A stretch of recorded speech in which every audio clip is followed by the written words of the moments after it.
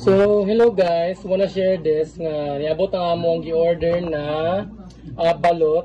So, maka-order na ka og balot online, my god. So, kung kapuyan ka mo gawas, pwede ka mo-order online, pero pila ka adlaw palagi mo abot. So, pabukalan sa nato ni kay para mo init lang siya.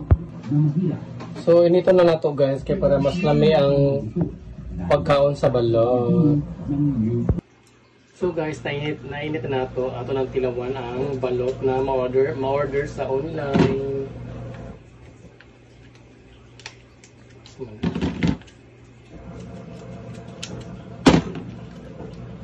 So nakabalot siya silupin. Nakasealed siya guys. So muna na siya. Ato nang tilawan. Buko na nato ang balot.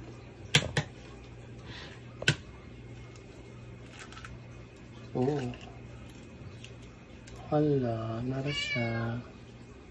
So, tilawan na nato yung sabaw. Kung lami ba yung sabaw.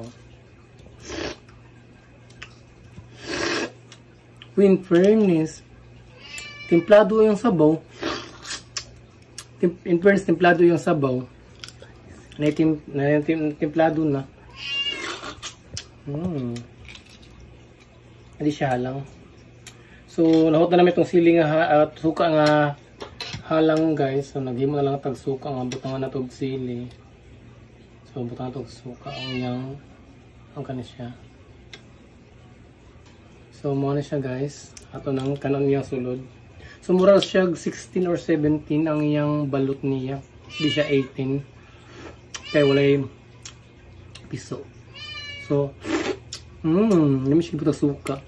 9 piso. 9 piso. 5 piso na. Or gamay na ka. Basta mura siya 16 or 17.